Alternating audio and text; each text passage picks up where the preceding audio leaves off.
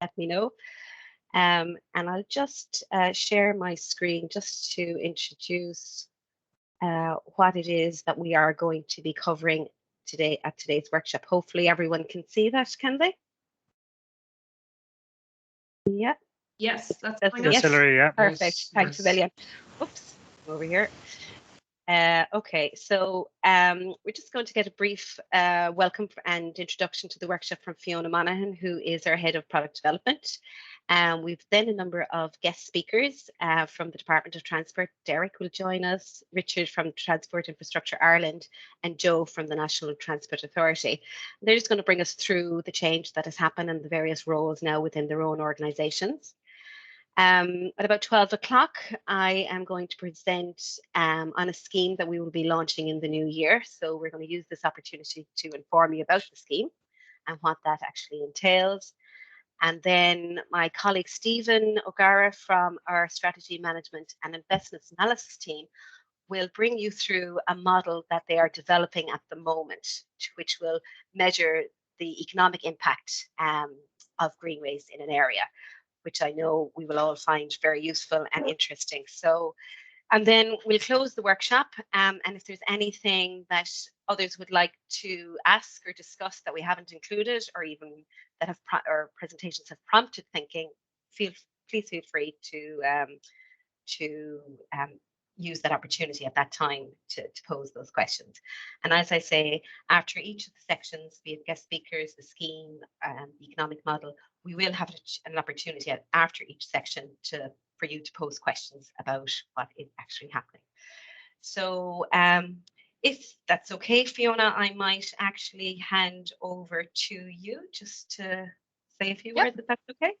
Thank you. Great, thanks, Hilary. I too would like to just add my welcome to everybody. It's great to see such a large turnout in our virtual seminar. It's actually really unfortunate that when we were planning this, we had said we'd wait until restrictions had lifted and that we could meet in person, because we all understand the benefit of the peer learning and the opportunity to have conversations with your colleagues who are also on their Greenway journeys. So it's really unfortunate. We went from a 2-day workshop with the learning journey to a 1-day in-person seminar, and we are now faced with doing this in a virtual conference room. But we just thought there's a couple of pieces that are important that we wanted to share with you. Most importantly, I'm thrilled that we're joined by our colleagues from the Department of Transport. And in fairness, these workshops have been run in parallel with Derek and his colleagues for the last couple of years. But also this year to have Richard Bowen and Joe Seymour with us, also from Transport Infrastructure Ireland and the National Transport Authority, to share with us changes that are happening in that whole transport space and the development of not just greenways, but cycling infrastructure as well. So that'll be great to get up to date on that. We felt we couldn't leave that too much longer. We also, as Hilary said, have a bit of good news that we've spoken for quite some time now about the importance of greenways as visitor experiences and the opportunity they present for destinations to really deliver a social and economic impact. And part of that is taking a greenway that we all understand is being developed to best practice and to best in class standards.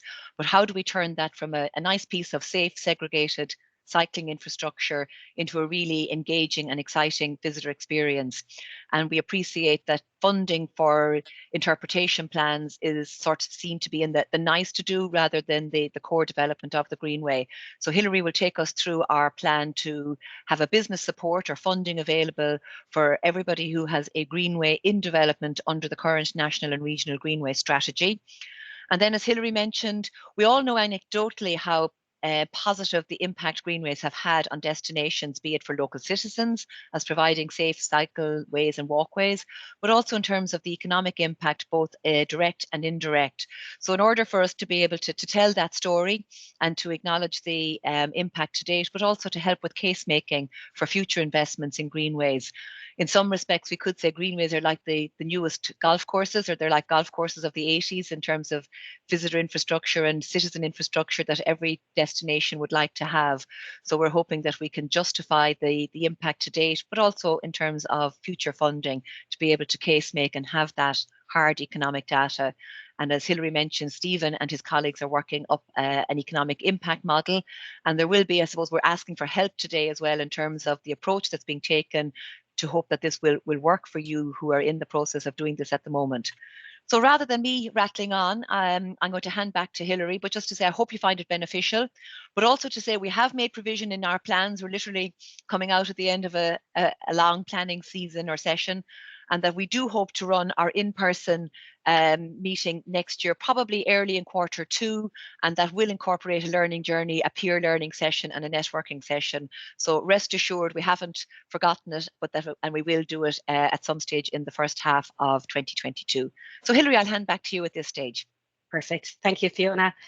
So I think first on our item on the agenda with regards to presentations was from Derek in the Department of Transport. So if Derek is there, and we can certainly see him, I think you're on mute at the moment, Derek. So once we unmute, there you go. Perfect. So I'd like to introduce, I'm sure everybody knows Derek at this point. He's been so fundamental to the development of greenways across the country. So I'll hand over to you, Derek. Hi, everybody. I'm going to try and bring up my presentation here now, and hopefully it works better than the last time. I think the last time I ended up stuck on the first screen and was wittering on, and it took a while for people to tell me, so shout if it doesn't show up. We can see it. Thank you, Derek. Yeah. Oh, I've gone to the very end. Spoilers. Okay, so yeah, thanks very much for that, Hilary and Fiona. I suppose this is our Bible, as it were, the strategy for the future development of national and regional greenways. It is still in place. You know, all our work is guided by that, and it influences the type of greenways that we fund. So it is very much still kind of national and regional greenways that we're funding. And I think the key point from the strategy is still the 5 S's that were given to us by Fáilte Ireland, and that we worked up into the strategy itself. So it's important to remember when you have options with your greenways to keep in mind, you know, scenery, offer lots to see and do, because that's what's really going to draw in people to use your greenway. It also needs to be sustainable, substantially segregated shared use, and strategic as well. But the key things when you have options for your greenway, when you're looking at your different route options, bear in mind the scenic and see and do, because that's what's going to bring more people to your greenway than other greenways. So keep that in mind. And I think that's will feed in as well with a lot of the work that Hilary's going to be talking about later on, about how we kind of animate the greenways and make them more interesting as well. Because, you know, not all of them are going to have as much as good scenery as others, but you can do things with what you have. So the programme for government set out the need for an integrated, that's my rather scrawly little red circle around integrated. So when we first saw this, we were kind of thinking, oh no, we're going to have to totally rewrite the Greenway strategy. But having spoken to Minister Ryan, it's really about kind of making sure that the greenways that we have connect into our towns and villages, that they're not remote from them, that people can use them for their everyday journeys, as it says in the programme for government there, to transform modal shift. So that, you know, we want tourists to use it, we want people to use it for leisure, but we also want them to be usable for people going to work, to school, to the shops, and to really kind of fit into our rural communities, because that's how we'll ensure that the towns and villages benefit from the greenways, that they're, you know, you are aware that you're going through and past a village or a town. You get a flavour of the local area, you can go in and spend money there. That's where the integration part is key, and it's making sure that we get the greenways part of towns and villages around the country and not remote or separated or segregated from them. And it's really important to see there that we have the 360 million per annum on walking and cycling. Now that's across government, and it's across a number of departments. But actually for next year, the Department of Transport is 360 million itself. So the figure next year will be even more when you add in elements from ORIS and URDF and ORDF. We've actually got 60 million for greenways next year. And I've just put in there town centres first. This is a kind of a new policy. It's going to be published next year, I believe. And that kind of also talks about how we reinvigorate and reimagine and reuse our towns and make sure that people use them and that they're not just I don't know, they're there for people to go into and use, and that'll tie in with the integration of the greenways into towns. And it's about kind of, ensuring that we don't have lots of empty shops and buildings in our town centres. So there'll be some good policy developments emerging from that next year, and there might be a way of kind of using the funding from town centres to kind of integrate or link in with existing greenways that are already there. Now, the draft code of best practice. I've been having nightmares about this. This has been going on for about 4 years, I think, since the IFA first suggested it. We're very nearly there. The technical document is more or less agreed. It talks about access to land, consultation with landowners and stakeholders, and how we go about kind of progressing greenways through the whole process of from first thought to construction. The code itself is pretty much agreed. There's basically a bit of disagreement between the farming bodies and ourselves about compensation levels. So there's a Greenway Solidarity Fund, which sounds like something from Eastern Europe from the 80s, but is actually a kind of a goodwill payment in other terms. So we're just kind of trying to get agreement on what the level of that will be. And, essentially our last offer is going to be made next week, I think, or the week after, because we just can't wait too much longer, especially with the preferred route corridor for the Athlone to Galway section of the Greenway to be published next week or the week after. So this kind of, I'm not sure how visible or easy it is to read this, but this shows the process involved, and I'm sure you all know this, but so you talk about the preferred route, the preliminary design, going to onboard planola, oral hearing, decision, construction. And on the right-hand side, we talk about the voluntary land acquisition process. So this is where we try and get as many landowners as possible to sign up to an agreed purchase by the project promoters. And all the way along here, I think until the end of the oral hearing, you'll still be eligible to get the Greenway Solidarity Fund payment. So it's a really detailed document. It kind of goes through all the consultation. Hopefully we'll be able to have it published by the year end, and it really kind of it's a really good document. It's benefited a lot, in fairness, from the contributions of the farming bodies. They've kind of brought in issues that we weren't aware of, and it should really help in kind of ensuring an agreed process as we go forward with Greenways over the next few years. Now,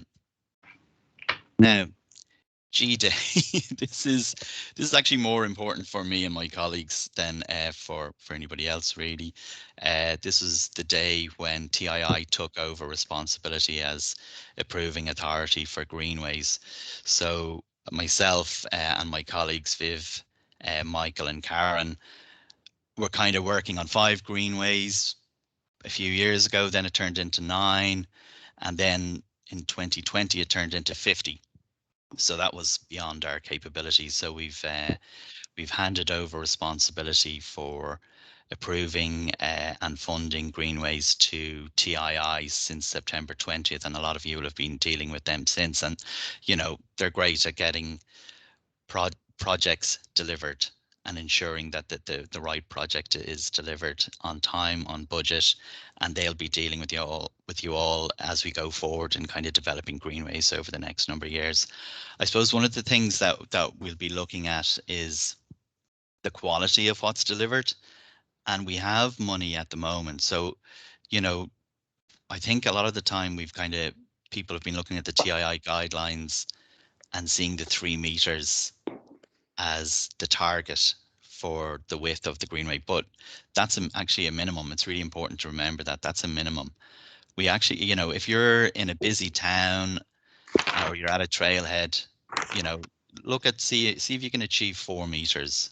That's what, and Joe Seymour will be talking later on about the NTA, the urban greenways, and how their standards are a little bit different than TII's and what's delivered, because we want to make sure that we have enough space for people walking and cycling. And it's really important as we go. I say this every meeting, greenways are not just for people cycling, they're for people walking, people in wheelchairs, people pushing buggies.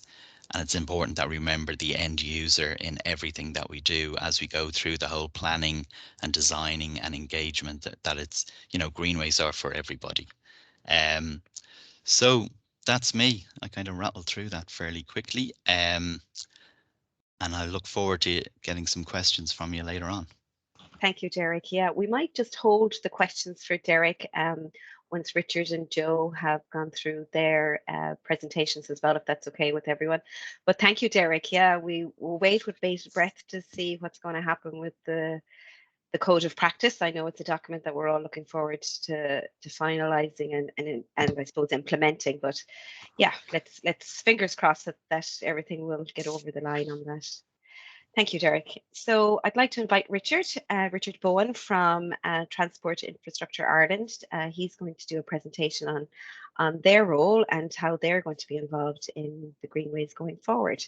So perfect, Richard. We can see your slides, which is a great start. I'm hoping the same will be of mine. Very good. So over to you, Richard. Thank you. Great stuff. Thank you very much, Hilary, for the introduction and for the opportunity actually to present today. And good morning, everyone. For people who don't know me, as Hilary said, my name is Richard Bowen. My role within TII is as portfolio manager in the capital programme. Up to recently, that has been looking at roads portfolios, but more recently, it has included the Greenways portfolio. So hence the fact that I'm here today. Derek has mentioned that sort of more recently we've taken over delivery of Greenways, and I suppose I want to just spend the next few minutes talking about our role and what we see that role doing and how we can support all of you who are involved in delivering Greenways. So let me see. Yeah, just to start off by way of background, and again, Derek alluded to some of this, but as you're all aware, a number of years ago, we were asked to look at delivery of the Dublin to Galway Greenway, which is part of the Eurovelo Capitals route. And around about the same time as that, we also updated our standards for national roads, requiring the inclusion of segregated walking and cycling facilities adjacent to upgraded roads. And the image there you can see is from the N56 up in Donegal, and it shows the cycleway adjacent to the new realigned section of national roads. So building on all of that, and as Derek alluded to, the huge increase in funding through the programme for government and the corresponding increase in number of projects, back in September, the Minister formally requested that we take over the role of approving authority for the Greenway programme. Now, I think it's important to highlight our role is for Greenways that are funded through local authorities only. Greenways that involve a cross-border element, that have Interreg funding, are not currently with us, and Greenways being delivered directly by, for example, Waterways Ireland, not through a local authority, but directly by them, wouldn't come under our remit either, and nor would Greenways that are currently under the NTA's remit. But the vast majority of Greenways in the rural areas will certainly come under us. So I mentioned, and Derek mentioned, I think as well, TII are approving authority, and that term comes from the Public Spending Code, and the quote there is the approving authority has ultimate responsibility for the project. Now, I don't intend to bore the socks off you by going through the Public Spending Code line by line, or even going through all of the requirements for the approving authority in the Public Spending Code. But what I thought I might do is focus on a couple of areas where I suppose bringing our experience of delivery of roads to the table, things might change slightly from the way Greenways have been delivered up until now. One of those areas is under funding. The second area is under the general project management and appraisal and approval process to get through the various gates in the public spending code. And the third is in the area of technical standards and technical guidance. So starting with the funding side of things, we have traditionally provided funding on an annual basis for national roads projects, and we're proposing to do the same for Greenways. We find that providing annual funding gives us a degree of flexibility to adjust the funding as required as the project changes. And we all know, with the best will in the world, projects get delayed through planning process or through resource issues, or in other cases, projects can move ahead. They can get a fair wind behind them and move ahead faster than anticipated. So having annual funding provides the flexibility to react to those changes as and when they come up. So the way the funding is generally allocated is round about September time, we start looking at our budget for the following year. We start considering the requests for funding from the various local authorities in light of the overall funding that's available to us. Currently, this time of year, we're finalising our annual plan and budget, and the intention is to bring that to our board for its approval in the next couple of weeks. And then once that annual plan and budget is approved, we'll issue the annual allocation book to each of the local authorities, which identifies the detailed allocations for each of the projects. And with that annual allocation book will go a cover letter requiring that the appropriate governance and compliance with the public spending code is implemented. This document, which is available on the ti.ie website, has been updated. It's to reflect the Greenway grants as well as the National Roads grants, and it sets out and provides guidance to local authorities as to what is chargeable, what expenditure is chargeable against a Greenway grant, and perhaps more importantly, what is not. And it's available, as I say, for providing guidance in that regard. And then the project reporting system, you're probably familiar with that. It's our process for paying or reimbursing local authorities expenditure against the Greenway grants. And the 2021 Greenway allocations are currently up there. And in the new year, once the allocation book goes out, the 2022 allocations will be available, and it will be available for local authorities to draw down funds against those. Moving then on to project management and appraisal, we have a set of project management guidelines for national roads projects that we intend to extend to Greenway projects. We're currently working on updating them to reflect the Greenway role. And part of the reason why they're not in place at the moment is, as Derek alluded to, the code of practice, which is under development, identifies a number of steps and a number of sort of project management elements and project process elements that need to be dealt with. And we want to make sure that whatever we come up with as a final PMG for Greenways is aligned with the code of practice. But broadly, we divide projects into 8 discrete phases, from phase 0, which is the sort of the initial scope and pre-appraisal, to identify if there is an actual project, through the various option selection, design, planning, implementation, to close out and review. And we'd anticipate certainly that the Greenways process will be pretty much identical, will follow the same 7 steps, or 8 steps rather. Supporting the project management guidelines, we also have guidance on cost management and particularly cost estimation.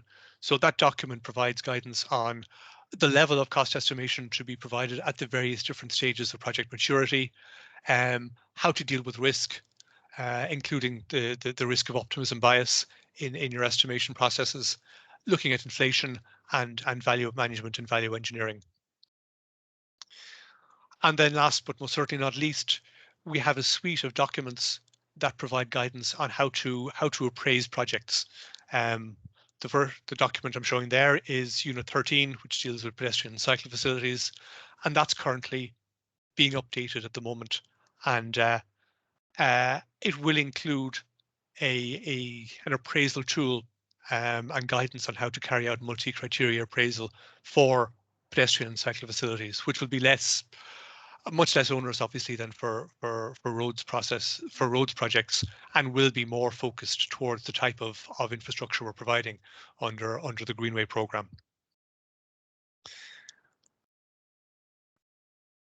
All of these documents and all of our standards, indeed, are available on that website, www.tiipublications.ie. In relation to standards, you're all familiar with the Rural Cycleway Design offline document. It's referenced in the Greenway strategy document. That one was last updated back in April 2017, and we consider that it is due an update now. We think that sort of in the past 4 or 5 years, a lot of excellent learning is available from all of you who've been involved in delivery of Greenways, and we need to capture that learning, and we need to update the standard to reflect that. We're also aware that Sport Ireland have audited a number of the Greenways, and probably all of the Greenways as it was at this stage, that have opened, and there are learnings from those audits too that need to be captured in the standard. And the NGA, as you know, are updating their cycle manual, and we need to capture and be consistent with what comes into that. So we'd expect sort of in the early part of next year, we'll start updating that document, and we'll be reaching out, I suspect, to a lot of you to try and pick your brains as to what lessons learned need to be captured in the updated document. Derek mentioned the draft code of best practice. I don't intend to go into that in any more detail. I know Hilary is going to be talking about sort of ancillary infrastructure and the like shortly, but just to say we have a project ongoing at the moment, looking at the department's excellent document on ancillary infrastructure guidelines, and just maybe thinking about what in that document is a need to have and what is maybe a more of a nice to have, and trying to capture and set out those requirements such that there's clarity and consistency across all greenways that certain infrastructure as a minimum will be required and others will be required, and under what circumstances and what specific circumstances other aspects will be required. So again, I would expect we'll be talking to a lot of you in relation to that, and we'll certainly be working closely with Fáilte Ireland in relation to their work on it. And then the final element under the standards, we're currently have a project looking at data collection for greenways. So looking at where and how and when should we be collecting data on greenway usage such that we have an available database, I suppose, of data for development of future greenways and for feeding back on the success or otherwise of what we've already been provided. So again, that project is ongoing, and we expect to have probably something on that in Q2 next year. Just to talk briefly then, obviously, this is a new role for us, and we hope to be in a position to support all of you guys who are involved in delivery of greenways. So I know I've touched on public spending code and project management guidelines, which possibly sound like they're putting additional requirements on you. That's not necessarily our intention. Our intention is to try and support people in delivering greenways as best we possibly can. So I mean, a couple of things that are available by way of supports. We have the country divided up into 5 discrete regions, as you can see on the map there. Each of those regions has a regional manager and 1 or 2 engineering inspectors, and those would be a point of contact with TII in the event that you need guidance or support, or if it comes to looking for approvals for project gateways or for funding. We'd suggest to talk to your regional manager or inspector. They're generally available, and they will be available to assist in any way they can. They also will facilitate access to the broader TII organisation and to the specialisms that we have more broadly in the organisation in areas such as, but not limited to, road safety, archaeology, the environment, and network management. We have sections within TII that deal with all of those and have a reasonable degree of expertise in those areas that are available to the local authorities and others on the delivery of the Greenway programmes. As well as sort of the core TII organisation, we fund 11 what are called national roads offices around the country, and it's through those national roads offices we've tended to deliver particularly the major and minor national road schemes and elements of pavement and safety improvements as well. We intend to have a person in each of those offices who is available to assist and be the point of contact if for day-to-day advice and support and facilitating interaction with TII as well. And those people are currently being recruited, and we hope to have them in place shortly. But I suppose more broadly, the National Roads offices also have a degree of expertise and knowledge in the delivery of linear infrastructure projects, whether through the planning process, through the design process, and through delivery. And that expertise is also available, both as an advisory and potentially also if there's a resource issue with the local authority, and it's thought appropriate that the National Roads Office would take over individual projects. Obviously, that taking over individual projects is dependent on resources available in the NRO, and if that's something that, as a local authority, you think you might like to happen, I'd suggest talking to your regional manager in the first instance, just to discuss the resource availabilities and what can and cannot be facilitated. And then finally, within TII, we have a number. We've arranged a number of technical services frameworks. So we have from sort of design consultants to commercial managers to QSs, land acquisition, and legal services. So we have a number of different frameworks. So if expertise or advice is needed under those frameworks are available to local authorities, it kind of short circuits the whole procurement process.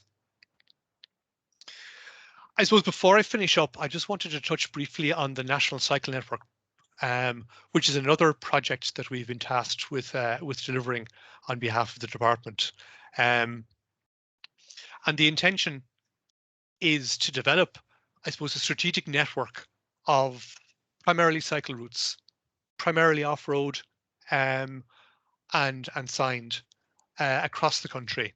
And while primarily cycling, but also accessible and attractive for those using other modes such as walking or other wheeled vehicles, non-motorized.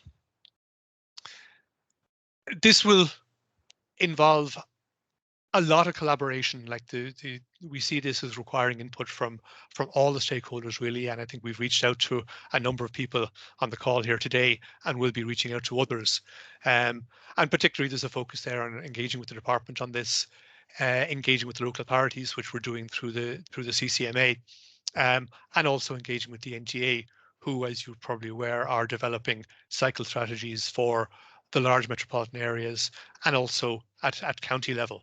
So there's huge synergies between the two projects which are running in parallel, and we intend to work closely with the NTA on those. And depending how things evolve, there may be joint public consultations or joint engagement with stakeholders, or as the case may be. But certainly, we don't want to be in a position where we have one network, they have another, and never the twain shall meet. That's certainly something that we intend to avoid like the plague. And the upshot of all of this will be the identification of a long-term cycle network. So it'll be the target that we want to achieve, and that will be supported by a series of 5-year delivery plans identifying how we, depending on funding and planning and all the other constraints, how we intend to deliver the cycle network over that period. And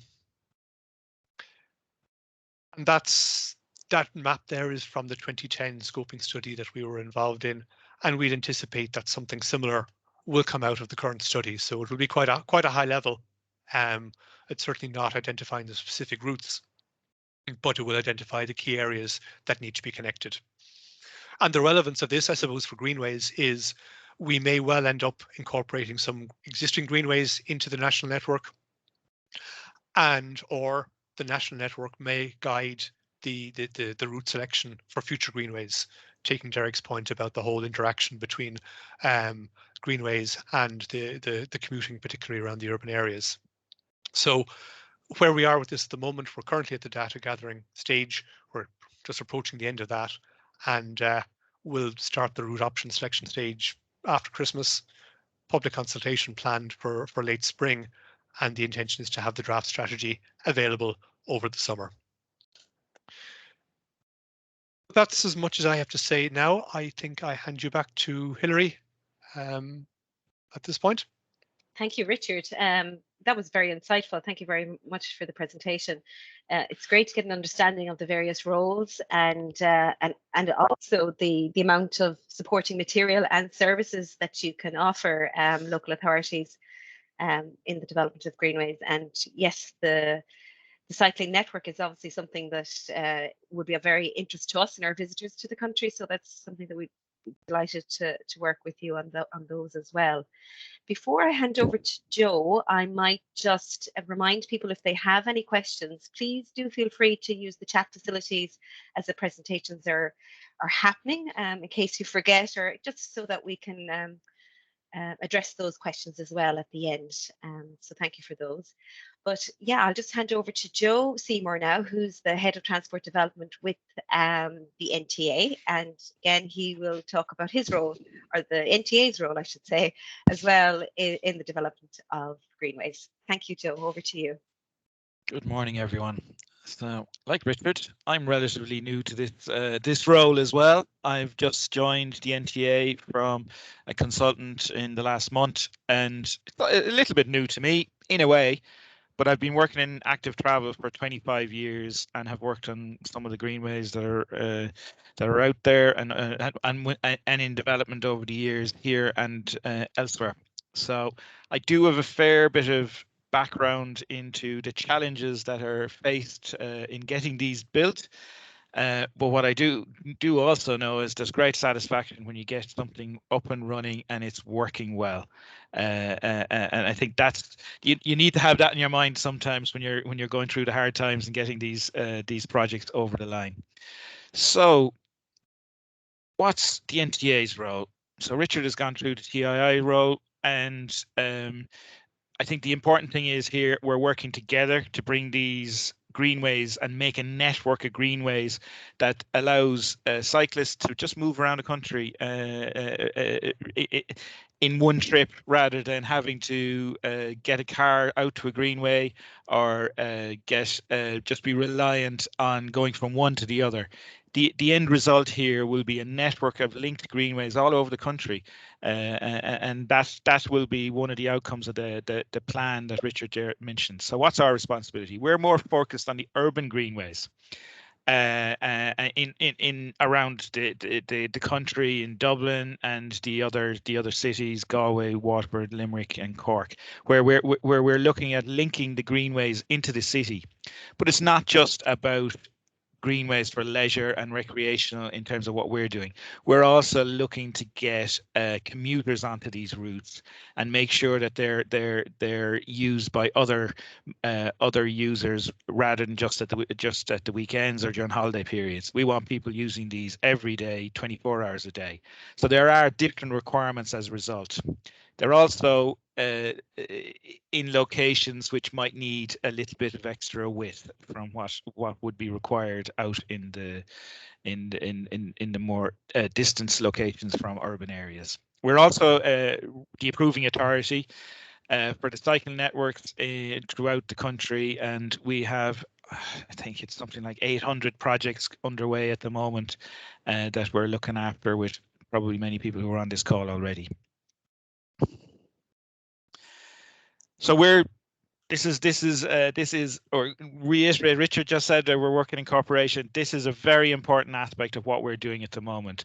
We're working under the department, working with the TII to make sure that that there isn't any duplication, anything like that. We want to deliver projects that work well together. So we will be working closely with TII and the local authorities to make sure that we get the best bang for the buck on anything to do with greenways. And as Richard said, he mentioned quite a few of these things because we're trying to reiterate this. We're working together. We're developing the regional cycle plans, which will feed into the strategic or be part of the strategic national cycle network plan that they're developing. So, as an example, just taking the Galway to Dublin or Dublin to Galway Greenway. What's our role in that project? There's clearly long sections of it built already, but we're really focused on either end, the run-ins into Dublin or the run-ins into Galway. So in Dublin, we've been building sections of that corridor for a number of years now. With the Royal Canal, phase 2 was opened last year, which there's a photograph on the next page. There's others out to construction and others out to planning. Significant sections in Kildare and Dublin City will go to construction in Q1 2002. Contractors have been identified for those projects and they will begin early in the new year. And in other sections will be going to planning. And when those 3-4 sections coming out of Dublin are complete, you will be able to run from Dublin all the way to Athlone straight away, and then on to Galway as the new alignment becomes clearer. In the Galway side, we're looking at how the route options from Arnmore into Galway. Obviously, we're waiting probably to figure out how we connect in with the scheme coming from Athlone to make sure we're coordinated. So we're probably a little bit behind in terms of the TII in terms of location, but we have actually got a significant corridor selection done in that section. I'm just waiting for input in the next couple of weeks. So this is the Royal Canal section that was completed last year. It's probably not dissimilar to a lot of green routes, except you will see there's lighting on it, there's CCTV cameras on it. It's probably wider than a lot of sections that you would have in some areas, and to be perfectly honest with you, it's a lot more expensive than other sections because you're working in probably more confined areas with issues in terms of contamination. You have bridges to be built over railway lines, so they are complex projects. When these greenways get into the urban environment, any urban environment has additional complexities that need to be addressed, and it does take time to get some of these parts of the projects up and running. So what's our guidance? We have developed the GDA Transport Strategy 2242. It's out there at the moment in public consultation. Launched about 2 or 3 weeks ago. Everybody was focused on the metro timeline and other timelines, but a big part of that is the cycle network plan has been updated. So the 2013 plan that was out there has been reviewed and updated in line with how things are evolving in transportation in Dublin. This identifies greenways as they've been classified utility and leisure greenways within the GDA area. They're quite detailed maps being prepared for the whole GDA area or the urban areas within the GDA. The intention is to do that in other locations around the country. It's already well underway, and that is the regional plans that will tie in with the national plans being developed by TII. So there is some guidance. It's out there already if you want to look at the network plan within the overall GDA strategy. Just like TII, we will have guidelines that need to be adhered to when you're looking for funding from ourselves. I suppose the first thing to say is the National Cycle Manual is being actively updated at the moment, and draft likely coming pretty soon after Christmas in Q1 2022. So that, even though we have the cycle manual is a good document as it stands, it does need an update as the types of facilities and the types of infrastructure that cyclists want is probably changed somewhat since it was last published. So there's that has been updated at the moment. We have our project approval guidelines with very specific gateways that you need to provide specific information to us to allow us to approve. But even within those sections, there's hold points that need to be adhered to. And it is important that anybody who's looking for funding for these projects is very familiar with these, because these can slow things down if the information isn't available when you come to look for gateway approval. But it's all part of making sure that the proper controls are on these projects. And they're very similar to the TII ones. So someone who's working on TII ones won't have a big issue working on the NTA ones. Very, very similar, as is the cost management guidelines, to make sure that we get better accuracy in terms of the cost estimates that are done from an early stage, which is something as a public servants we all get criticised for getting wrong quite often. So what are we looking for? What are the different features in an urban greenway? They're almost always asphalt, unless there's a very specific environmental reason. They are asphalt because they need to be used all year round. They're used by probably higher numbers of people. So the looser materials don't really work in with high volumes in all types of weathers. They generally will be lit, again, assuming there's no environmental impact. But even there, we're looking at different alternatives. You'll see slightly the slight picture there of the Baldoyle scheme, which has very low level lighting for environmental reasons. Something you mightn't think about, but there's probably more, well, there's not probably, there will be more access points onto the Greenway.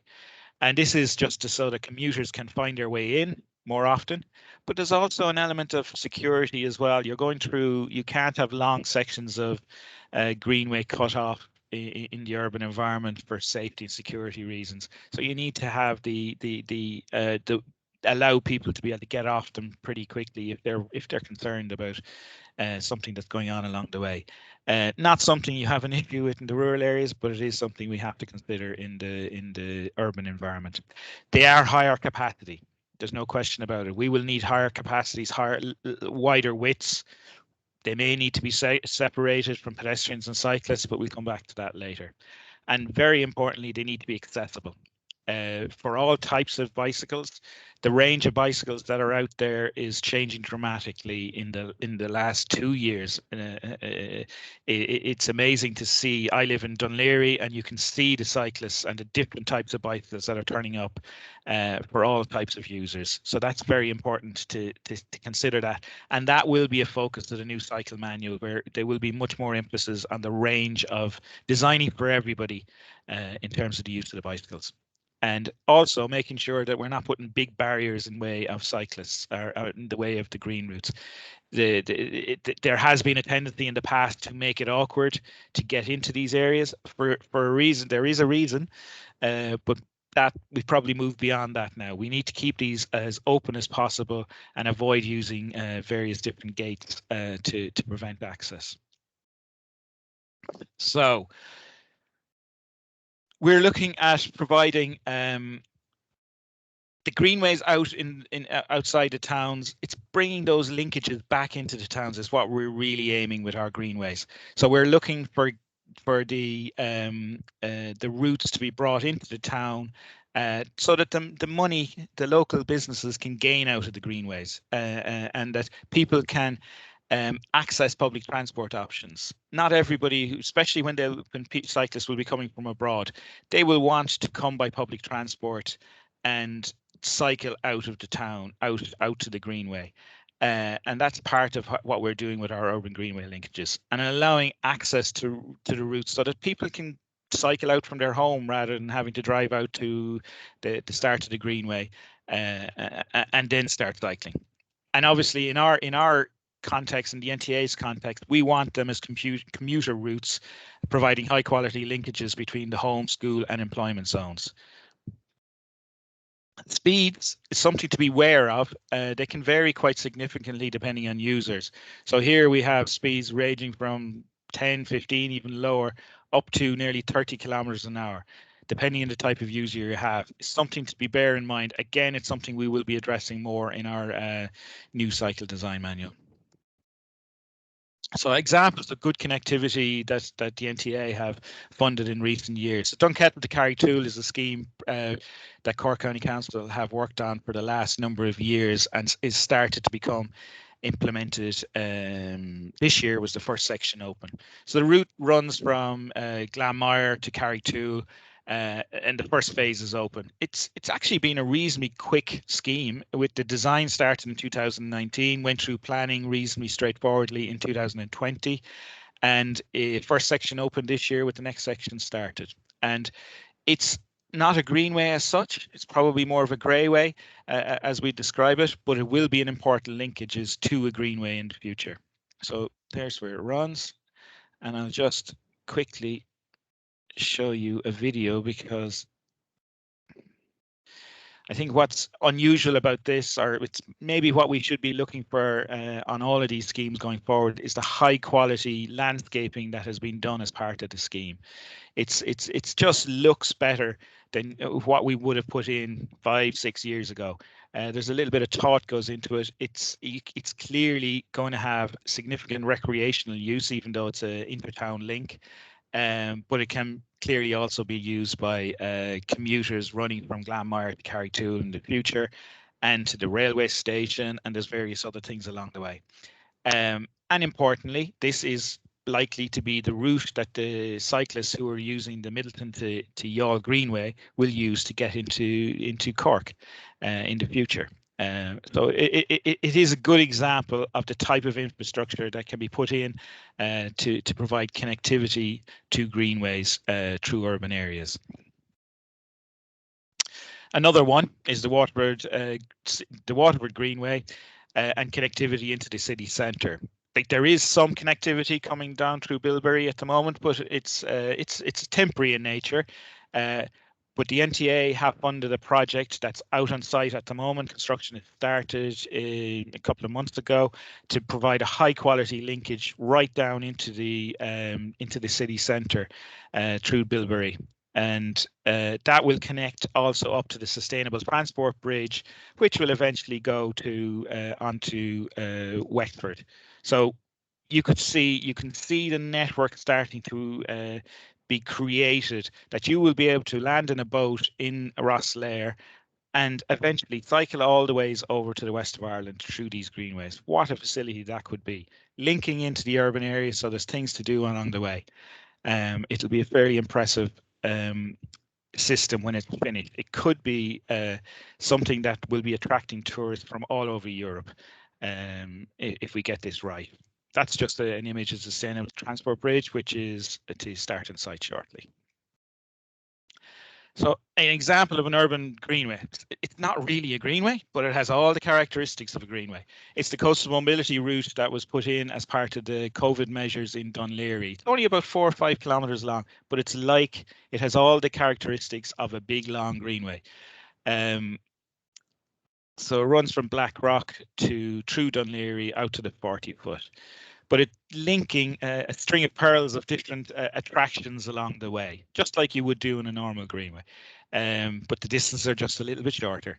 But this was put in over a very, very short period in the early summer 2020. Probably was reasonably controversial, but not overly controversial. There's been other controversial aspects of this project further north, but this wasn't the biggest deal. But what's really noticeable in this project is it's temporary, but the high quality design that's gone in to try and make it part of the streetscape. It's not just an engineering solution where the curbs have just been lashed down and a bit of paint. There was a lot of effort gone into the design, the landscaping, where people are seated along the way to just activate the urban areas along the scheme. And it is a very important part of what we're doing is involving a multidisciplinary approach to what we're doing in terms of the implementation of these schemes. Making sure that we're making the best out of them, making them attractive to people along the way. Not all sections of the Greenway are going to have fabulous views, so we need to deal with things in between to make sure that they fit in. I think this is an interesting photograph. The previous photograph was a summer, nice sunny day. This is the middle of winter, still vibrant in terms of Blackrock. Along the way, it's important. This route probably primarily was put in as a touristy thing with a small aim for the commuters, but it is actually attracting significant numbers of commuters, I'll bet in the limited number of going into work at the moment. But it is still very much meets what we would see as a requirement for a greenway. amazing the difference, the number of cargo bikes that you see in the area along the route, and with the kids going out on the schemes and making more. You just see as many little kids cycling as well, which is also good. And it's not just about able-bodied cyclists. The bike hub was created along the route, and it has bikes that can be used by disabled users, and it's really interesting to see the numbers turning out to use it, especially on a nice sunny day. But I think the important thing is very positive impacts. Big increase in cycle numbers in Blackrock. Just taking a TUD did an assessment in Blackrock Village. 72% of the businesses are happy with what's there and would like it to stay. Huge increase in numbers of people in the area. It really activated the town centre. Similar in Dunleary along the way. And it's attracting about 20,000 cyclists a week, which is significantly higher than some of the greenways would be attracting. Now, big controversial issue that you will come across, especially when you come closer to the urban areas, is the capacity and segregation from pedestrians and cyclists. And ideally, we would look to segregate pedestrians and cyclists. In reality, it's difficult to do that when space is limited or there's environmental impacts, but we should be looking, if we can, to segregate where possible. And that's a really good image showing the low-level lighting that's been used to minimize the environmental impact. And finally, it's only a small bit of work. This is easy. This is easy work. That's what everybody thinks on this. It's not. There's, especially when we come into the urban environment, but it's just as applicable externally.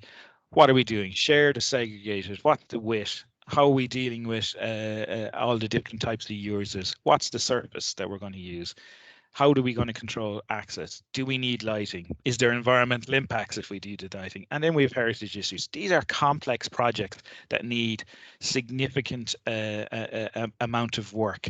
And that's why there's significant increase in resources being given to the local authorities to help deliver these in the next few years. But don't anybody think that these are easy projects. And that's just one photograph of a scheme that's starting to evolve in Dublin, the Dodder Greenway, coming out through Dublin City, Dunleary, Rathdown, and South Dublin into the hills. It'll be an incredible project when it all comes together in the next few years. So that's me. Hopefully a little bit of interest to everybody. Thank you, Joe. I don't want to speak on behalf of everyone else, but that was another really good presentation, really insightful into the various roles and the work that you've been doing to date.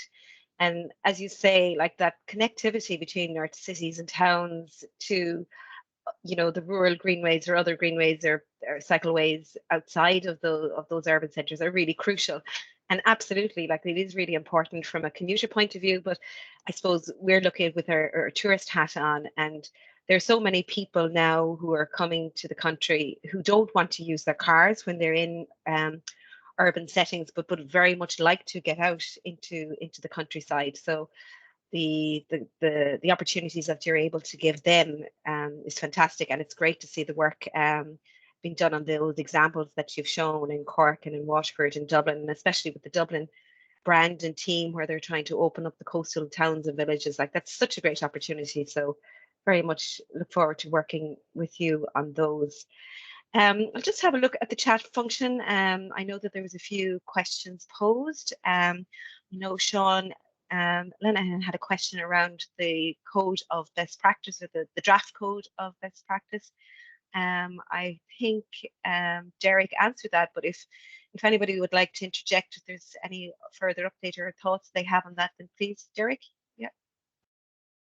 Yeah, sorry, I just it's an early sign-on payment, Greenway Solidarity payment, and it's open till, I'm not 100% sure if it's till the end of the oral hearing, but we're trying to I suppose the purpose is to try and get as many people signed up to the voluntary transfer of land as possible. So I was surprised when it was suggested that it goes on through the oral hearing, because I thought you'd want to do it to avoid perhaps an oral hearing. But look, we've decided that we want to try and get as many people signed up as possible, so it goes through the oral hearing process as well. So, but it's about getting people on board really and minimizing ructions later on. Okay, thank you, Derek. Derek, I just sorry. No, please do. Yeah. Derek, just to come in on that, Michael Kelly here. It runs actually until the board has made the decision, so it runs a little bit past the hearing itself. So people, if a landowner wants to engage up until the decision is made, the voluntary land acquisition agreement will be under the payment. As in it's a Greenway sustainability payment is the one that's in the code. Yeah. Okay. Sorry about that. Thank you. Thanks, Michael. No, thank you, Michael. If I'd known you were there, I'd have passed it over to you. Thanks, Michael, for helping out with that question. I think Sean also had a question for you, Richard. Will the RDO dedicated Greenway resource be available to assist, or just an advisory role? Yeah, look, I think the intention is that the NRO staff, including the Greenway resource, will be available to assist insofar as possible. But I have to sort of condition that by saying it's dependent on other demands on resources and what have you.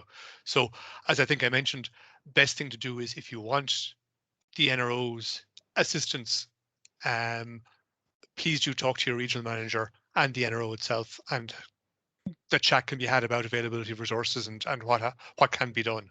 But we would see the NRO being there to assist as much as possible. Okay, thank you. Bernadette McArdle also had a question for Richard and or Joe. Is there any plans to run training or workshops to local authority staff on project approval guidelines, guidance docs, and updated cycle manual? I suppose from my point of view, we actually did run a sort of a half-day training about 2 weeks ago, just on our the project management guidelines and project appraisal. Happy to run something again, maybe in the new year if there's a demand. I think that we had a good turnout for that one we ran a couple of weeks ago. There were about 80 or 90 people at it. But if there are others who missed it for whatever reason, happy to run it again sometime early in the new year if there's an interest. In terms of the cycle design manual, yes, it is intended that there will be a lot of training run when it comes out in the new year. There's also significant training on. We ran training with Engineers Ireland this year, and all of those videos all of those sessions were recorded and are available on through Engineers Ireland YouTube channel. And there's quite a lot of stuff that covers some of the issues in there. But the intention is to run training a little bit more often in terms of our cycle design manual, because things change. Demands are the types of facilities, lessons learned, all comes up all the time. So we will be running more training than we would have in the past, I think. Okay, thank you to both of you for that. Siobhan O'Neill prompted a query from her from your presentation, Joe, just about CCTV on the Grand Canal Greenway. What's the thinking on CCTV on greenways in general? On any ones I've been involved in, they would tend to have been in very specific locations and specific issues. On the ones I was involved in, they wouldn't have been used everywhere. They were there for a specific crime or perception reason. So, Derek, you obviously have. I think Joe's trying to be really polite there and succeeding. Yeah, it's been put in dodgy places, essentially, where there's a history of I suppose crimes in relation to people being harassed or hassled on greenways in quite urban sections. I think one of the issues that's been seen, I think a little bit further out from the city centre one that Joe showed there, was kind of out towards Inchicore. I think there's like the CCTV that was put in has been targeted by ne'er-do-wells, and that's been a bit of an issue. I suppose it depends. I mean, generally with greenways, you're kind of relying on the passive surveillance of having people going along, and that kind of should minimize the chance for bad behavior. I think one of the things that is also an issue there is in relation to kissing gates and how they kind of provide a focal point for your dodgy locals to gather, and that's where the issues happen, is where you have people gathering, a cyclist or a pedestrian comes along and they're harassed, and that's where kissing gates have another kind of negative impact, is that it's a kind of a focal point for people. But I mean, Jen, we're not planning to kind of have CCTV everywhere, but it's needs must on a kind of a localized basis really would be the It's worth remembering as well, like the CCTV is only the little bit of equipment stuck in a pole thing. Who's monitoring it? How much is that going to cost? Like that's the bigger cost.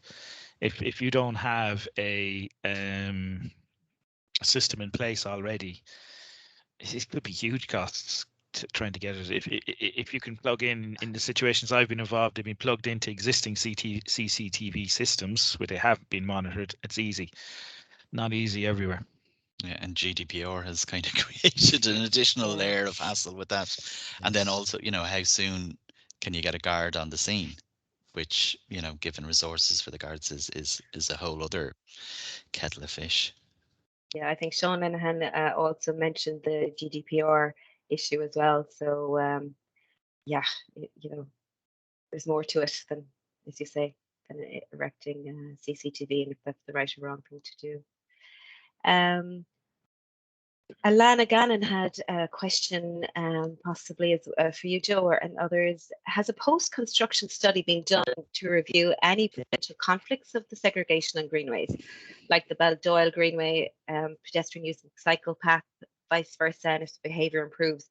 While segregation is always preferred, conflicts can arise when the wrong path is chosen and the speed on cyclists within this environment. Is there an official study done? Probably Yes. not. Not in our end.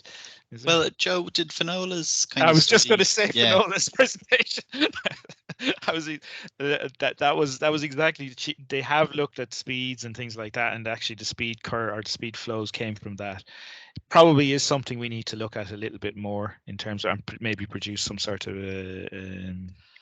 bit of research on it. Derek, maybe we look at that. No, I think there's a whole issue in relation to, like, the work that Finola did kind of showed that, you know, speeding isn't an issue, and that there weren't actually that many conflicts, and the conflict was where a cyclist had to slam on their brakes, or a pedestrian had to jump out of the way, kind of, pretty much. So there was hardly any of them. I think the problem is perception, and if you're walking along and a cyclist goes past you quite closely, you think they're flying along when they're probably doing 20 kilometers an hour. If you were on a footpath and a car went past you at the same speed, you'd think, geez, they're going really slow. So it's about perception and proximity. The actual, and you know, I think that there's a kind of an education. We've had a bit of an issue. Waterways Ireland raised the issue with us about, they've received a number of complaints on the Royal Canal where there have been claims of conflict, but there's been no accidents as far as we're aware, no actual collisions. But it is about people feeling kind of safe and not afraid when they're on the Greenway. And, you know, we're trying to kind of make sure that people are all respectful of each other. And we were kind of working with Fáilte and with Waterways Ireland to develop a sign to kind of remind people about their code of conduct, and to kind of be aware that it's a shared space, and not to fly along. You know, and actually, sorry, see a comment from Claire there, and the one path that kind of influence that was used kind of while we were devising the sign. And I don't know, Michael Fitzsimons might have a copy of the latest version of that he might be able to share with us. Putting you on the spot there, Michael. But yeah, no, it is about kind of perception, I think, and just reminding everybody that it's a shared space and to be respectful of each other. I think one thing that we do need to monitor in the next few years is the increased use of the electric bikes, and how that might change things in terms of speed. It is something to be aware of. Just on the issue as well of safety, Doug Corey has the question, is it the intention of that there will be a specific safety assessment process that looks at the infrastructure design in advance of construction? We, like for roads, we already have a sort of a safety audit process that reviews the design at 2 or 3 key stages prior to construction. And it's certainly within our thinking at the moment that a similar system would apply for Greenways, that there would be an independent safety review, both pre and post construction, to see how it works, from a sort of a road safety point of view, where the Greenway interacts with the roads and elsewhere. It wouldn't be a sort of a cyclist perception type of thing. I think Doug already does those, but it would look from a safety perspective, certainly. And on NTA projects, we would be using exactly the same process. It's road safety audits would be done at the appropriate point. We have pushed, and it's difficult to do this. We have tried to use safety auditors who probably have more of an appreciation for the cyclists, but there's limits to what you can do on that. We just might take another couple of questions there. Hugo Fitzpatrick, the coloured surface on the Blackrock Greenway, is this a bound surface? If so, what is its makeup? It's like the high skid resistant material that you put on towards traffic lights, just applied to the top of the top of the asphalt. It's probably a different. It wouldn't be as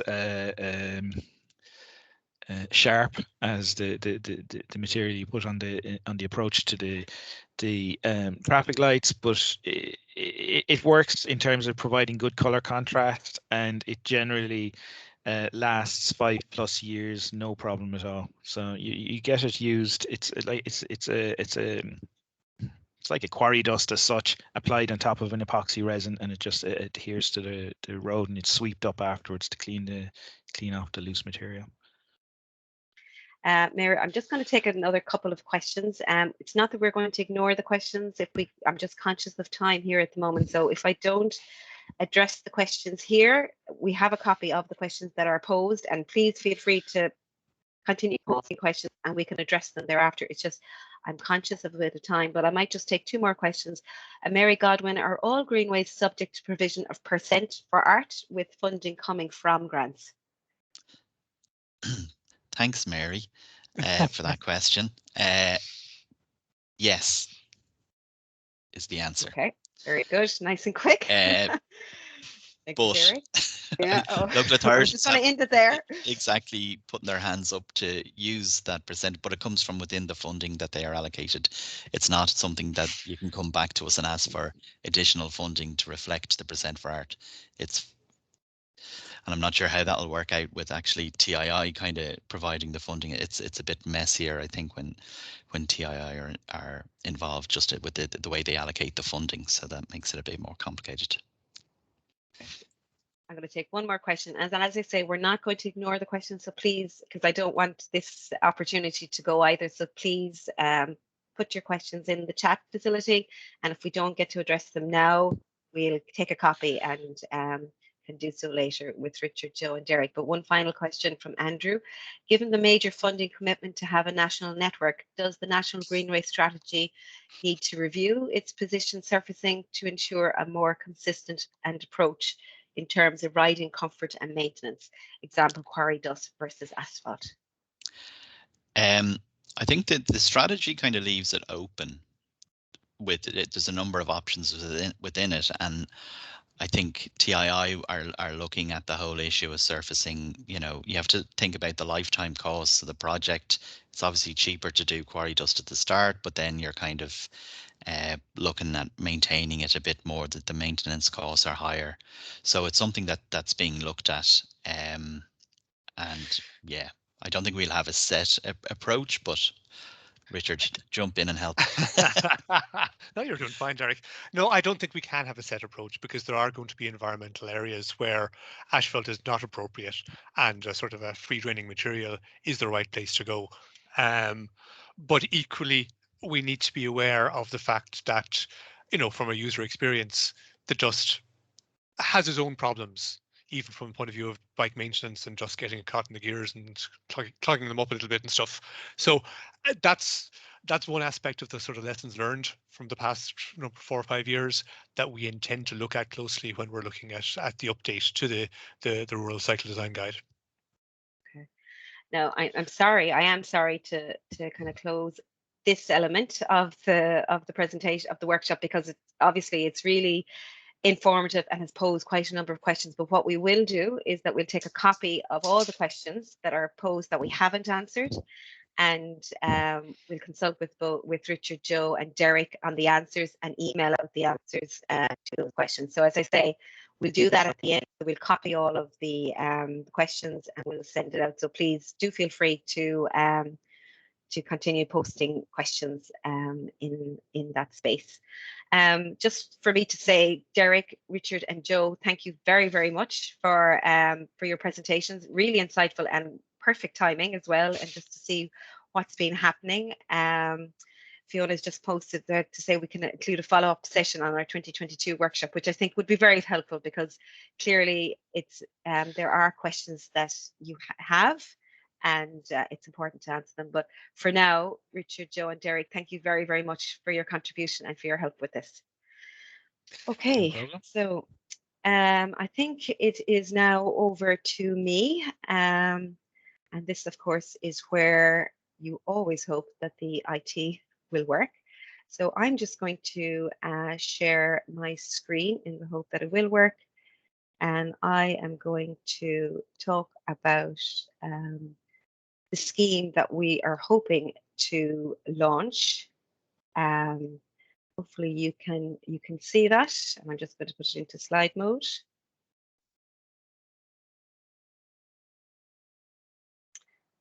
Can someone tell me if they can see the screen?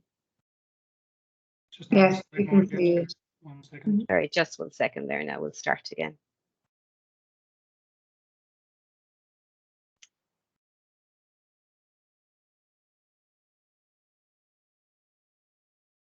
Now, hopefully you can see the screen. Just slide mode now, yeah. And I'll put it into slide mode. And don't you just love it when it won't go into slide mode?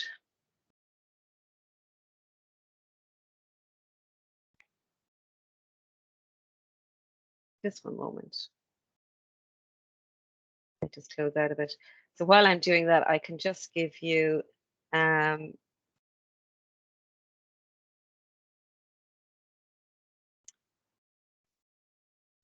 such a pity.